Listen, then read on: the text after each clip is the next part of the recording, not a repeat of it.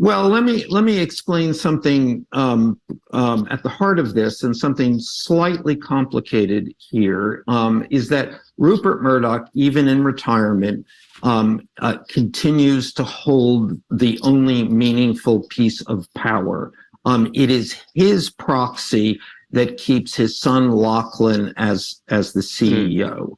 Upon his death, his Rupert's votes are divided evenly among his four oldest children, each who have maintained an equal amount of the voting shares of the company. That means that it is these four oldest these four children, his four oldest children, will control the future of the company.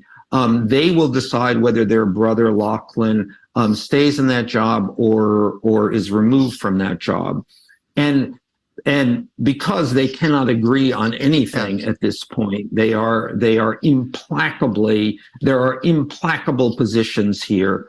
It's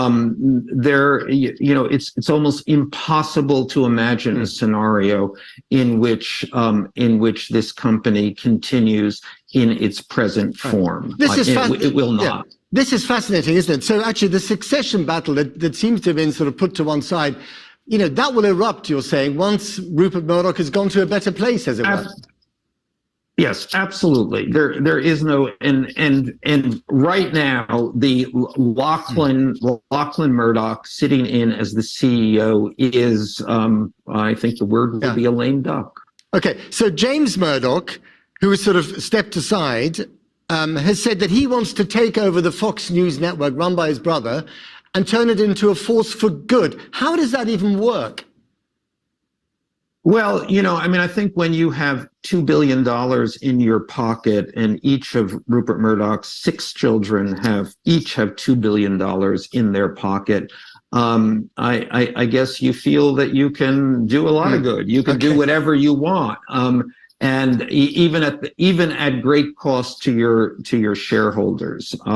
Now, his sister Elizabeth feels that they ought to sell it. That cable channels in the U.S. are not going to become more valuable. They're only going to become less valuable. So why don't they just get out now? Okay, good point. What about Fox News's role in the forthcoming election and the likely possible nomination of Donald Trump?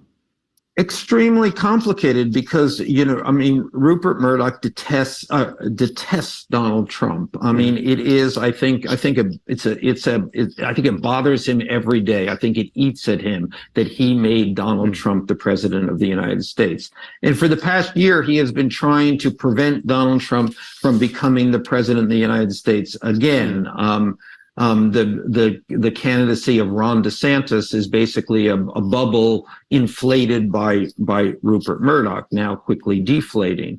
And Fox is, and this is a kind of Shakespearean. The Fox network, which elected Donald Trump, is now at war with him.